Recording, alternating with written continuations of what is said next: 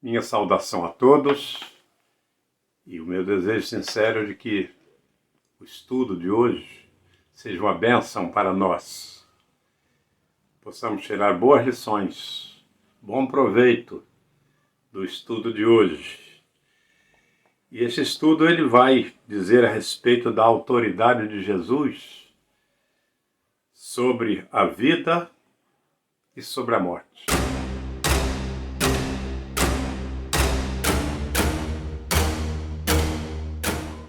E o texto de hoje é o Evangelho de São João, capítulos 11 e 12.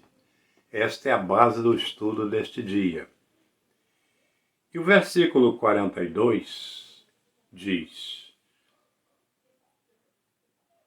Eu sei que sempre me ouves, mas falei isso por causa da multidão, para que creiam que tu me enviaste. Então o Senhor está dizendo aqui que ora por causa da multidão, para que ela saiba que ele está em conexão com o Pai e que aquilo que ele faria ou que iria fazer era procedente do Pai, tal poder, né? Então, amados, ao estudar esta lição, nós vamos entender que o poder de Jesus vai além da vida e da morte. Isto é, transcende a vida e a morte. O poder de Jesus. E esses dois capítulos, o 11 e o 12, eles têm como carro-chefe a ressurreição de Lázaro, que é o que vamos tratar hoje de maneira mais acentuada, né, nestes textos. Então, estes capítulos, eles permitem uma reflexão séria e oportuna no que se refere aos dilemas naturais da vida e da morte. E demonstram, então, a compaixão de Deus por aqueles que sofrem por causa do luto. Entretanto, queridos, a principal mensagem é que Deus tem a autoridade sobre a vida, sobre a morte. E isso tanto em termos físicos, quanto em termos espirituais também. O Evangelho de João, ele vai apresentar a ressurreição de Lázaro como o apogeu do ministério público de Jesus. Este milagre, este sinal que Jesus operou, isto vai ser como o ápice do seu ministério, né? É como se fosse aquela escada, sendo isto aí o último degrau do seu ministério, né? Então, os versículos 1 ao 44 vão falar sobre Jesus como doador da vida. Jesus, o doador da vida. Então, do versículo 1 ao 5, nós vamos ler o seguinte: Estava então enfermo um certo Lázaro de Betânia, a aldeia de Maria e de sua irmã Marta. E Maria era aquela que tinha ungido o Senhor com unguento e lhe tinha enxugado os pés com seus próprios cabelos, cujo irmão era Lázaro e que estava enfermo. Mandaram-lhe, pois, suas irmãs, dizendo: Senhor, eis que está enfermo aquele que tu amas.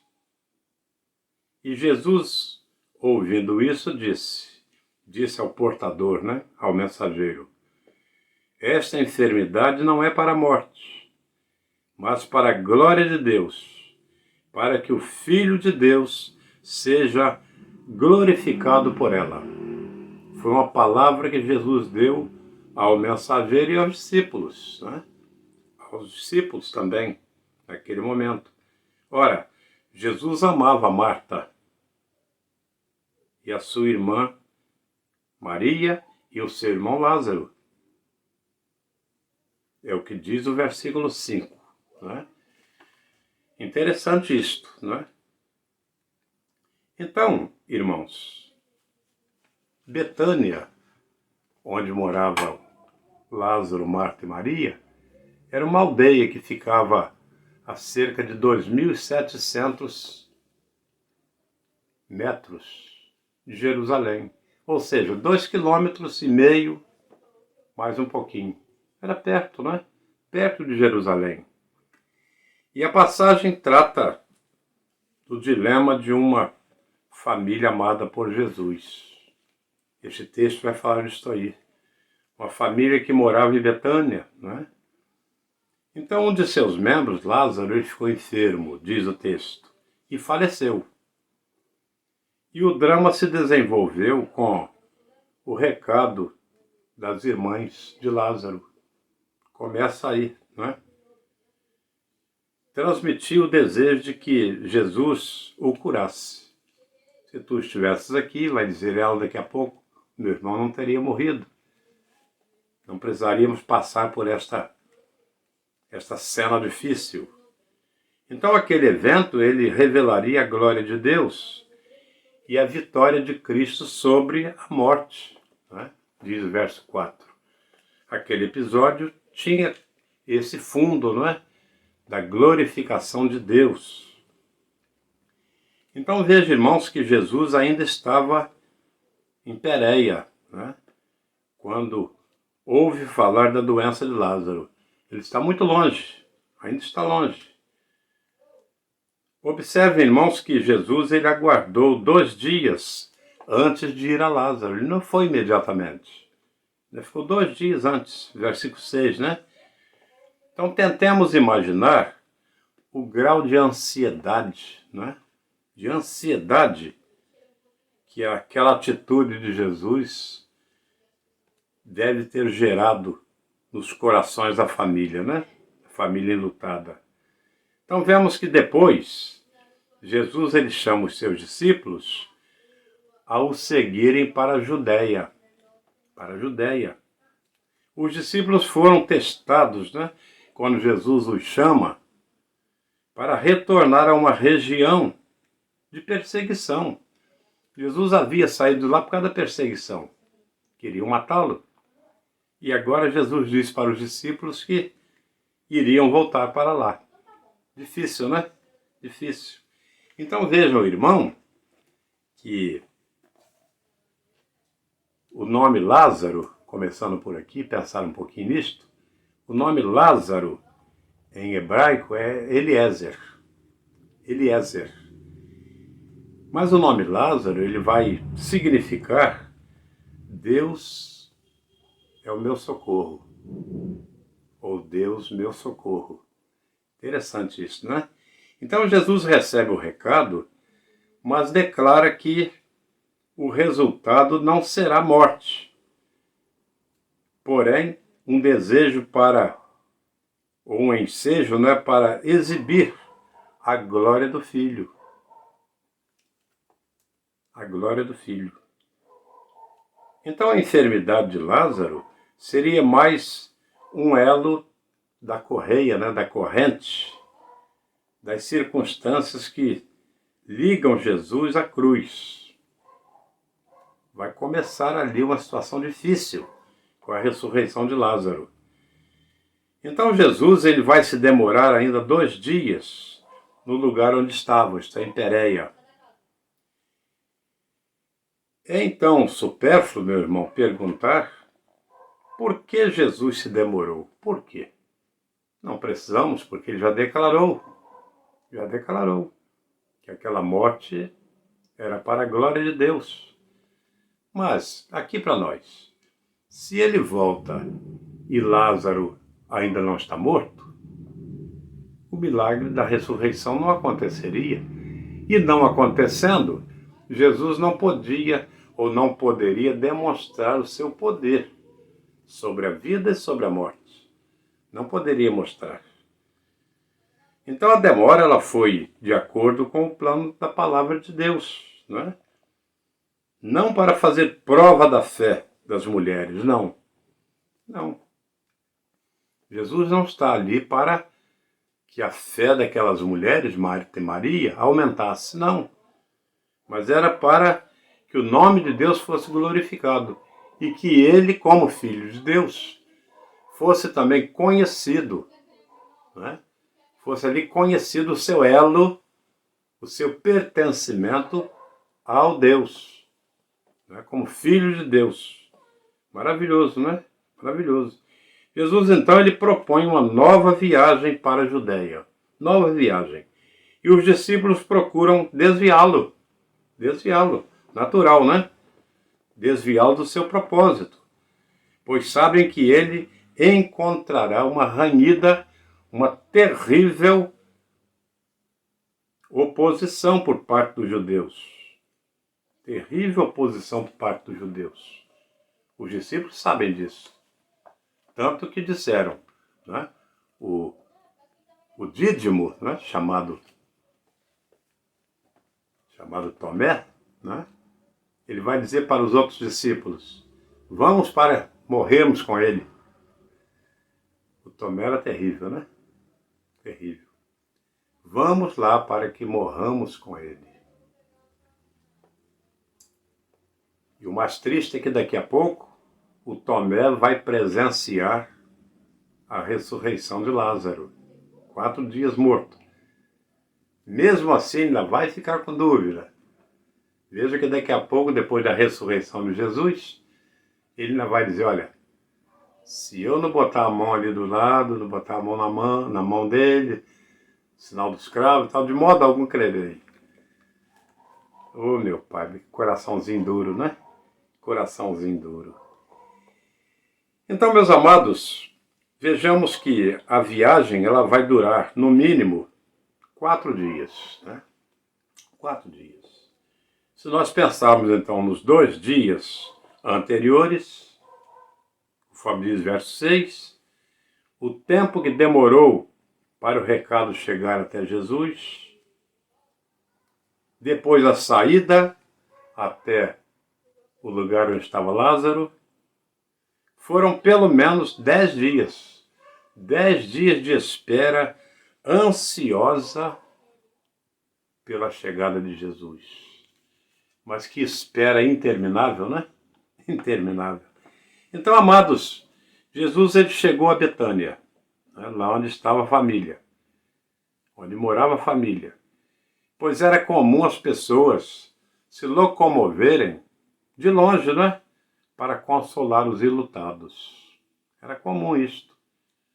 Marta rapidamente foi ao encontro de Jesus. Quando soube que ele estava chegando, se aproximando da aldeia, Lázaro deixou a visita, aqueles que estavam lá para consolá-la, e foi ao encontro de Jesus. Correu ao encontro de Jesus. Né? Então Marta, meus irmãos, ela corre ao encontro de Jesus, vai se prostrar aos seus pés, naquele estado de adoração, né? Aquela demonstração de adoração, e ao mesmo tempo num grito por consolo, né? Por consolo.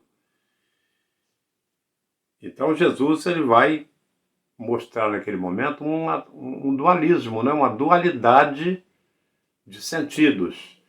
Primeiro quer mostrar para ela que ele é Senhor da vida. Ele é Senhor da vida. Né? Os versículos 25 e 26 vão nos dar conta disso.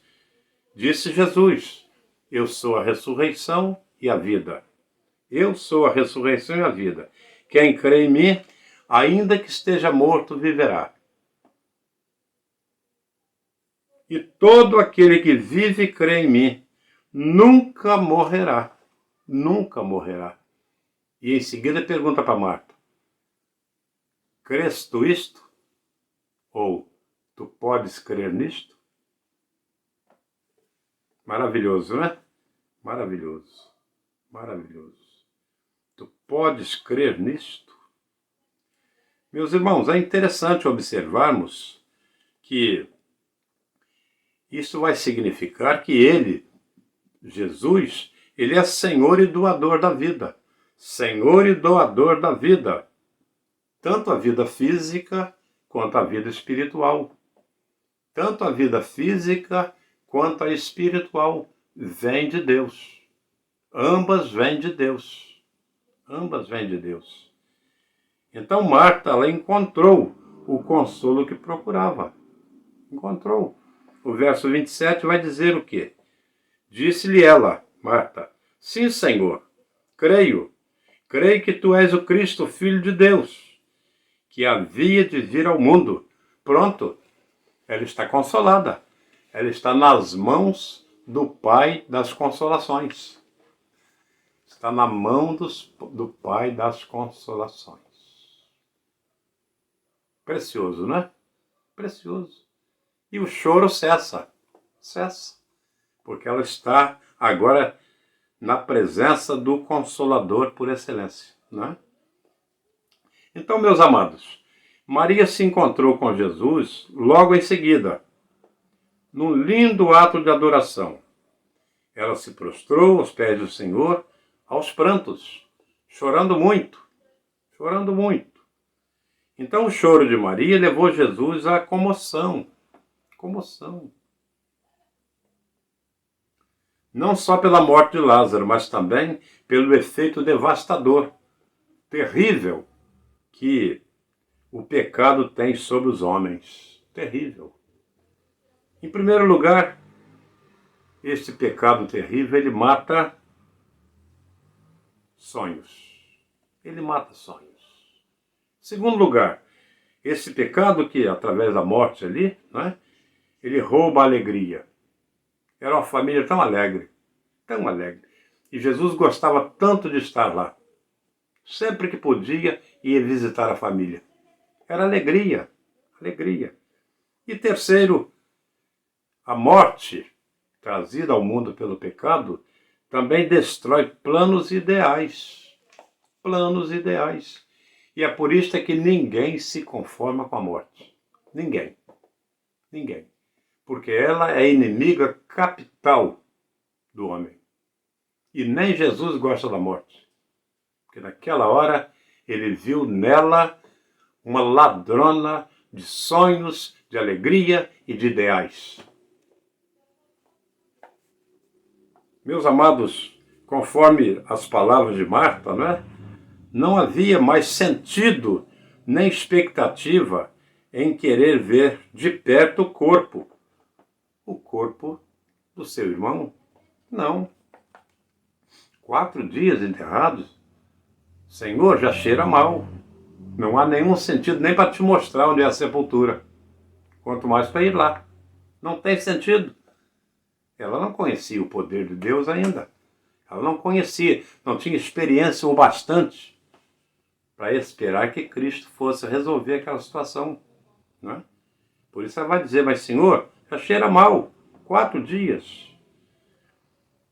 Porém, todos testemunharam, o grande milagre da ressurreição.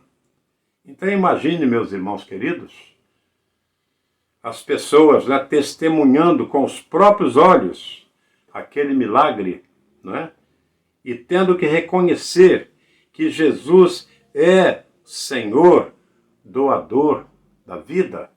Que coisa preciosa, Coisa maravilhosa. Então veja, meu irmão, que a operação de Deus confirmaria a divina união entre Cristo e Ele, ou seja, entre o Filho e o Pai, Coisa maravilhosa, aquela operação, daquela ressurreição ali, iria confirmar, consolidar tudo quanto Jesus havia dito sobre si mesmo. Eu e o Pai somos um, quem me vê a mim vê o Pai, etc, etc. Tudo aquilo que ele falava e os judeus tinham como blasfêmia, agora se confirma. Agora se confirma. Agora se confirma. E é interessante, irmãos, se observar que João ele fala que se tudo quanto Jesus fez, no final do livro, ele vai dizer, tudo quanto Jesus fez e ensinou fossem registrados, Diz João, aspas, cuido que nem mesmo o mundo caberia tanto livro que se escrevesse. Então suponhamos que, ou admitamos que Jesus tenha realizado muitas outras ressurreições. Mas nós temos, por exemplo, em Lucas 8, nós temos aí a ressurreição da filha de Jairo. A filha de Jairo. Ainda em Lucas 7, nós temos a ressurreição do filho da viúva de Naim. Filho da viúva de Naim. Então vejam, os irmãos, que aqui são duas ressurreições narradas por Lucas. E os demais? E Marcos? E Mateus? E o próprio João? Só teria essa do caso de Lázaro? Então, certamente, Jesus ele realizou muitos milagres, porque o Evangelho não se conteria tanta coisa, né? Tanta coisa. Então, irmãos, a reação de alguns dos religiosos judeus, notadamente os sacerdotes, né? Sacerdotes, os escribas, né? Fariseus de modo geral, por causa do milagre da ressurreição de Lázaro, revelou certa ironia. Certa ironia. Quer dizer, Jesus é o doador da vida, mas por causa da ressurreição, ele próprio provocou o risco de morte para si mesmo. Que coisa, né? Quer dizer que ele ressuscita outros, mas ele mesmo agora, por causa daquela ressurreição, ele passa a ser perseguido e tentado à morte várias vezes. Parece irônico, né? Então observe que os religiosos, eles não negaram a veracidade do milagre. Não, de jeito nenhum, não. Mas ficaram preocupados em perder a sua posição. Porque o que ocorre? Roma, que nesse tempo dominava Jerusalém, Roma se preocupava com a lei, com os crimes, isto é, com a ordem pública. Mas questão religiosa, Roma não estava nem aí. Questão religiosa era com os sacerdotes. No caso, o sumo sacerdote. Era com ele. E se porventura o povo crê em Cristo e descrê da doutrina sacerdotal, eles iriam perder, no mínimo, iam perder a credibilidade. E com isso iam perder sua posição social também. Por isso, mesmo crendo, eles demonstram não crer. Dissuadir o povo a não crer em Jesus. A não crer em Jesus. Então veja que o próprio Caifás, ele teve que reconhecer a singularidade de Jesus. Porém, ele propôs uma alternativa. É verdade, ele é o Messias, e ele cura mesmo, ele ressuscita, mas é melhor matá-lo. É melhor tirar ele do nosso caminho, porque ele vai atrapalhar a gente. Ele vai atrapalhar a gente. Então, irmãos, o evangelista, ele acrescenta no versículo 52 o seguinte, né? Ele vai dizer no versículo 52, observa, ora, ele não disse isso de si mesmo, mas sendo sumo sacerdote naquele ano, profetizou que Jesus devia morrer pela nação. Ora, o que dizia a Escritura? A Escritura dizia que era necessário que um justo morresse pela nação. E Caifás está admitindo que ali está um justo. Caifás está admitindo. Então veja, irmãos, que quer queira, quer não, Caifás está pregando uma verdade, não é? Está pregando uma verdade ao declarar que ali estava o Filho de Deus. Ali estava o Messias, não é? Estava o Messias. Então vemos todo o risco da morte de Cristo foi submetido por ressuscitar Lázaro. Ele deu a vida a um e ele mesmo agora tem a sua vida em risco. Interessante, não é? E essa foi a razão de Jesus parar de andar em público. Porque a perseguição estava grande. Queriam prendê-lo, queriam matá-lo. Mas não estava na hora. Ainda não era chegada a hora. E Jesus, para evitar confusão, tumulto social, ele preferiu fugir. Ele preferiu fugir, né? Ele preferiu fugir. Então é interessante. Não significa que ele estivesse com medo. Não. Não é por medo, mas é por precaução. Interessante, não é? Não é por medo, mas é por precaução. Precaução. Para que não houvesse tumulto e com isto ele não pudesse cumprir a missão dele. Ele tinha uma missão a cumprir. Ele só poderia morrer na hora certa, na hora que o Pai determinou. Por isso ele tinha que se esquivar. Fugir da aparência do mal, né? Fugir da aparência do mal. Então, meus irmãos, os religiosos continuaram a persegui-lo intensamente, cada dia mais, cada dia mais. Cada vez que Jesus fazia um sinal ou um ensinamento que viesse aclarar a mente do povo sobre o seu messianato, aumentava o risco, aumentava a perseguição. Algo terrível, né? Então, irmãos, vamos ver sobre Jesus, a família de Lázaro e as multidões. Versículo 19 fala disto aí. Então, a relação de Jesus com esta família ia além do milagre da ressurreição. Além disto, todos os membros da família, de alguma maneira, serviram a Jesus. Todos foram úteis a Jesus.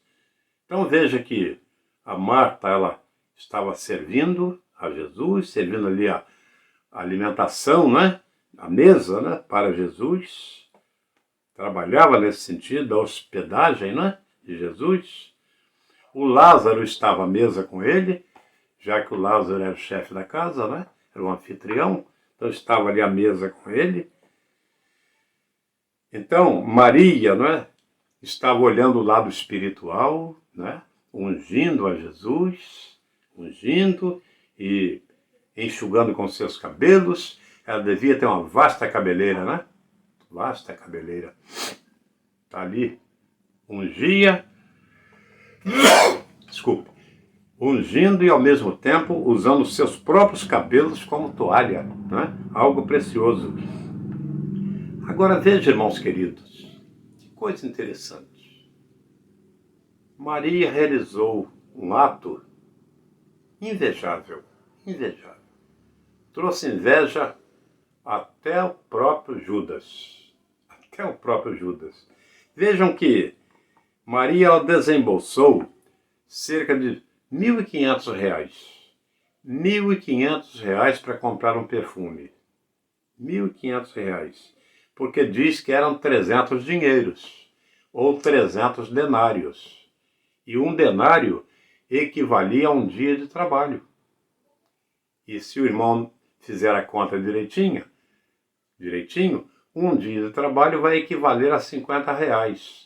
Claro que é um trabalho, né, salário mínimo. Vai equivaler a R$ 50. Logo, ali estavam o valor de R$ 1.500. O texto diz que ela entornou na cabeça de Jesus, né? Uma libra. E uma libra tinha medida de cerca de 350 mililitros. 350 mililitros. No valor de R$ 1.500. Termos de hoje, né? Claro. Então veja, que coisa maravilhosa, né? Coisa maravilhosa. Observe o cenário oposto, né? Enquanto Maria está realizando ali um ato de fé, um ato também de apreço, né? Uma demonstração de apreço, de carinho. João vai mencionar que a fala de Judas Iscariotes, aparentemente era uma fala boa. Fala boa, boa. Parece que ele estava muito preocupado com os pobres, né? Muito preocupado com os pobres. Mas que desperdício, que desperdício. Por que não se pega esse dinheiro, não se compra de comida para os pobres? Muito bonzinho ele, né? Muito bonzinho. O grande problema é que ele era o tesoureiro do grupo. Ele era o homem da bolsa. E quando nós vemos Lucas, no final, lá na crucificação, Lucas fala que ali estavam as mulheres. Muitas mulheres. Mulheres que foram beneficiadas por Cristo. Algumas com expulsão demoníaca, outras com cura, outras com vários tipos de milagres, de benefícios. E diz Lucas que essas mulheres, elas vendiam propriedades e entregavam a Jesus para manter a sua missão. E Judas botava na bolsa, é claro, era o tesoureiro, né? Só que desse dinheiro que ele recebia, ele desviava uma parte. Ele tirava uma parte. Então, na verdade, ele não está preocupado com pobre coisa nenhuma. Coisa nenhuma. Ele está de olho grande naquele dinheiro que foi derramado na cabeça de Jesus, que poderia estar no bolso dele. Isso sim. Isso sim. Então veja que é interessante, né? Quando Paulo fala a Timóteo, na sua primeira epístola, capítulo 6, verso 10, ele vai dizer que o amor ao dinheiro é a raiz de todos os males. Todos os males. E por ele, muitos foram arruinados, inclusive com a própria morte. Certamente que Paulo está mencionando aqui Judas, né? Judas, quando da traição, que recebe aquele dinheiro, não usufruiu do dinheiro e acabou morrendo por causa dele. Teve tanto desgosto que foi e se enforcou.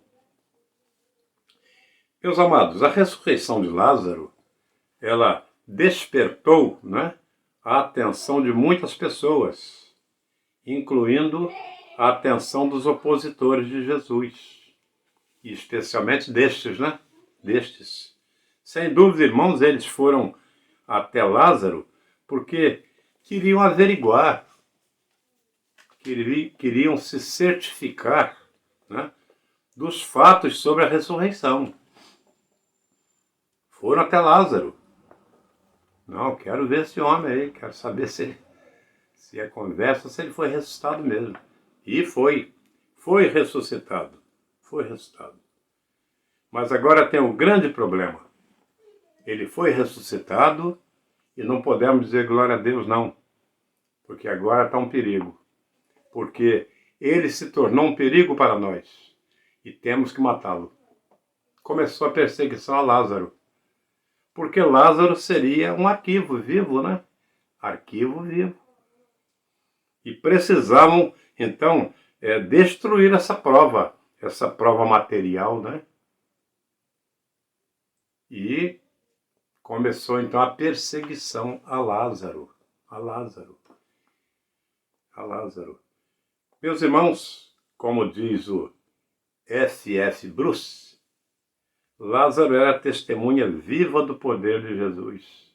Testemunha viva do poder de Jesus.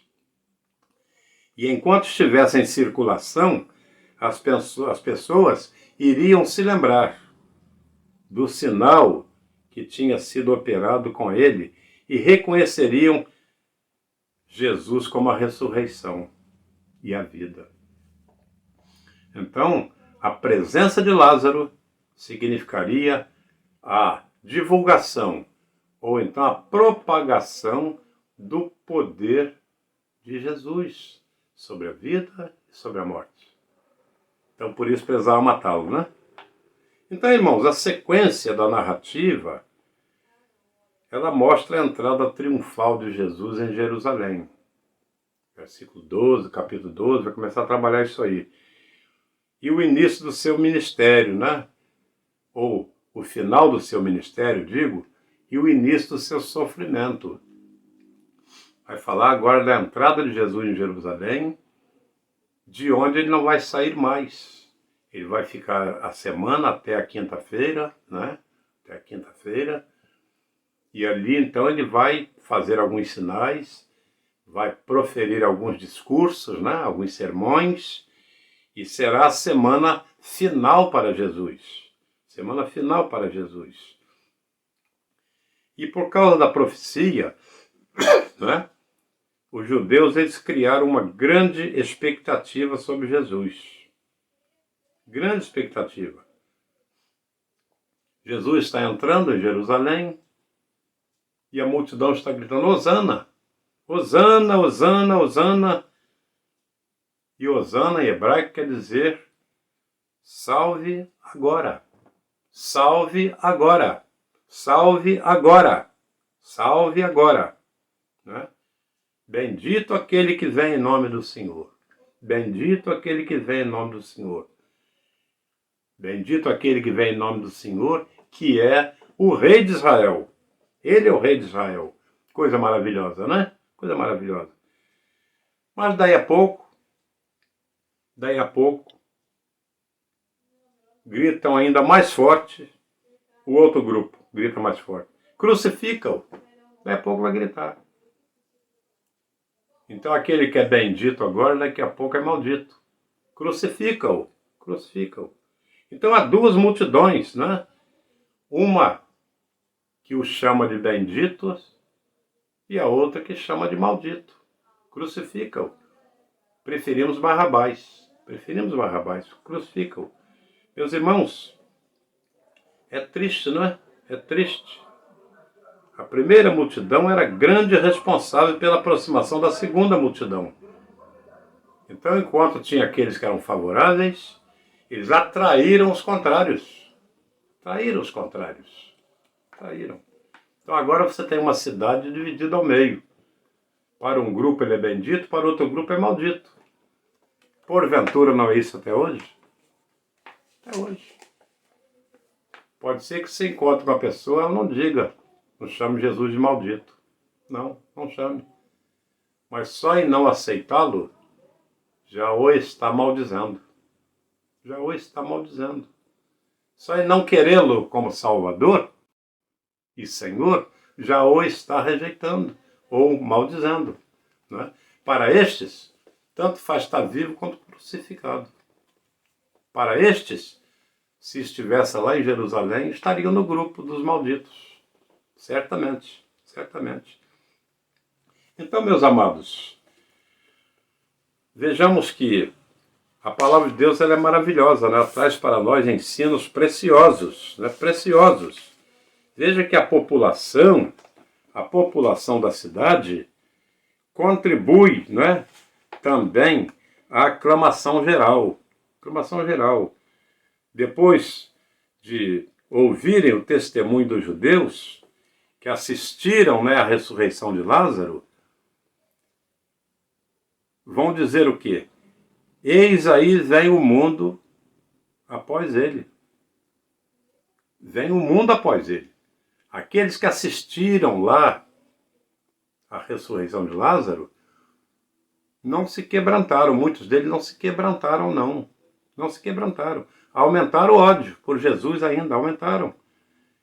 E quando olha para a multidão que está dizendo bendito seja, né? Bendito, aquele que vem em nome do Pai, diz, eis aí vem o mundo após ele. O mundo vem após ele aí. Todo mundo está correndo atrás dele, aplaudindo. Está aplaudindo. Então o júbilo universal, ele convence, né, os embaraçados fariseus da sua própria fraqueza em face deste poder tão irresistível. Tão irresistível. Tão irresistível. Meus amados, essa história nos mostra que, mesmo que façamos o bem ao próximo, Mesmo que façamos o bem ao próximo, é possível que soframos consequências negativas. É possível. Mas isso não deve nos impedir de sempre fazer o bem, não. Mesmo admitindo que alguém não será justo para conosco, nossa parte devemos fazer. Devemos fazer. E eu me lembro do caso daquele moço que estava esquiando, né, nos Alpes, e quando parou o seu esqui ali, ele viu uma cobrinha congelada, aquela cobrinha congelada. Ele ficou com tanta pena dela, tanta pena, que ele pegou a cobrinha e botou no bolso do capote, enfiou ali. E continuou esquiando. Continuou esquiando.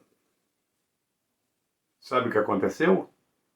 Aquela cobrinha foi esquentando, esquentando, voltando a si, né? Voltando a si. E era uma cobra víbora venenosa. Sem que ele percebesse, aquela cobra o picou. O picou. E ele morreu instantaneamente. Meus amados, ainda que estejamos fazendo bem, e possivelmente os beneficiários sejam injustos e nos paguem com mal, mesmo assim devemos fazer o bem. É como diz, fazer o bem sem olhar a quem, né? Esta é a sabedoria popular. E devemos fazer isto. Meus amados, Jesus prediz a sua morte, né? Então, enquanto os judeus esperavam um discurso revolucionário, já que estavam esperando um imperador, né? Alguém que defendesse os judeus do domínio romano, Jesus falou de morte. Nós estamos querendo falar de livramento, libertação, de vida. Você me falando de morte? A morte física de Cristo, né? É então o caminho, a vida espiritual do homem. Ele está falando da morte, mas a morte que traz vida. A morte que traz vida. Porque uma coisa é vida que traz morte. Outra coisa é morte que traz vida. E é o que Jesus estava falando, né? Jesus estava falando sobre isto aí. A morte física de Cristo, né? O caminho espiritual para a vida do homem. Como vai escrever então J.C., né? Ryle. Ele vai dizer, nosso Senhor desejava que soubessem que ele viera para carregar uma cruz e não para usar uma coroa. Ele não viera para desfrutar de uma vida de honra, de tranquilidade, de magnificente, mas para sofrer vergonhosa morte, vergonhosa tristeza. Então o reino que ele viera estabelecer começara com uma crucificação e não com uma coroação, né? A paixão e a morte de Cristo resultariam em uma imensa colheita de benefícios para toda a humanidade. Toda a humanidade. Ele seria como aquela semente lançada na terra boa, na boa terra, e que ali então vai germinar e vai frutificar para alimentar a muitos, a muitos, a muitos. Meus irmãos, aquele que deseja ser salvo precisa se dispor a morrer para si mesmo, para si mesmo.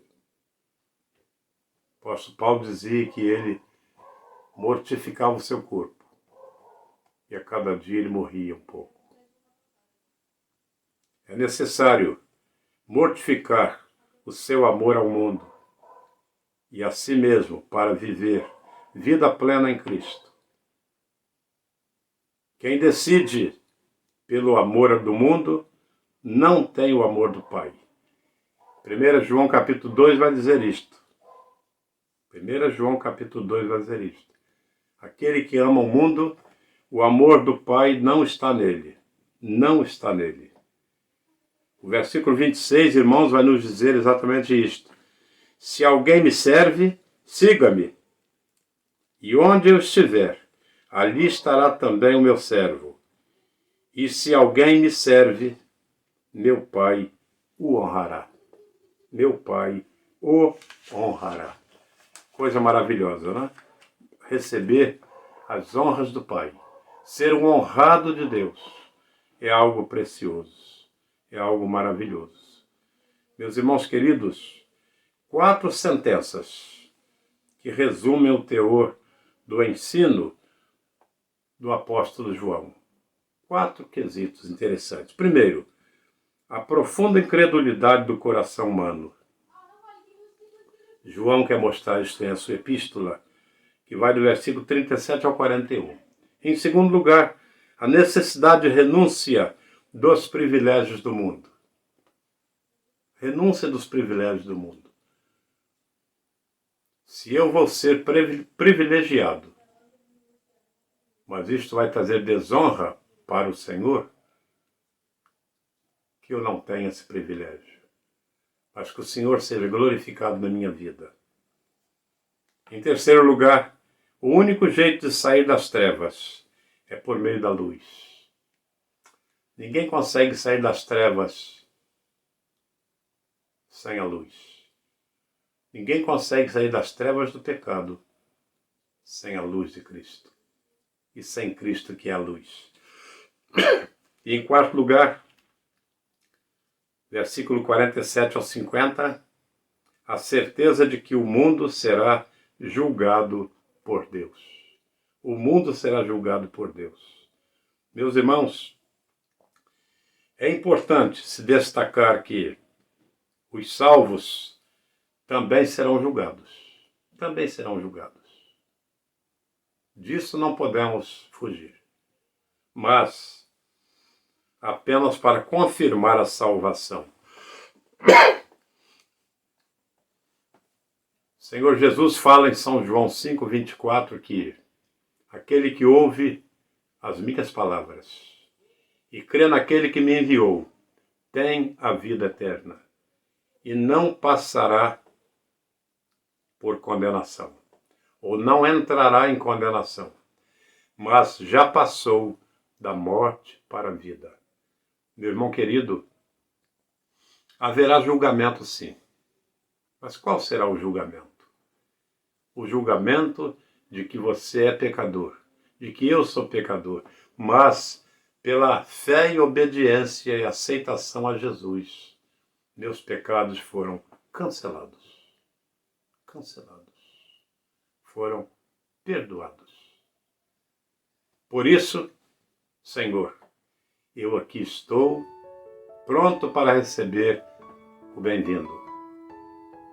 Vinde benditos de meu Pai. Possuí por herança o reino que vos está preparado desde a fundação do mundo.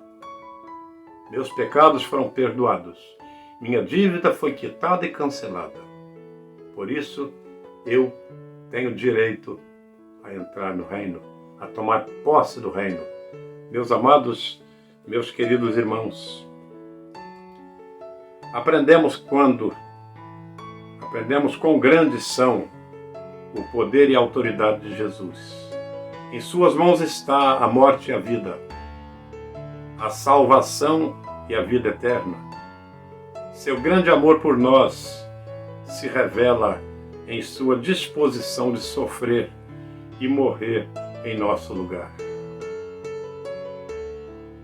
Ao tomarmos consciência desse grande poder, então nós encontraremos paz, encontraremos segurança em seu amor, em seu cuidado por nós. Que segurança sou de Jesus! Canta, minha alma, canta ao Senhor. Rende-lhe sempre ardente louvor. Devo viver em segurança, porque Ele pagou por mim na cruz do Calvário para me garantir a entrada na glória celestial. Que Deus te abençoe, meu irmão, e até a próxima, se Deus quiser.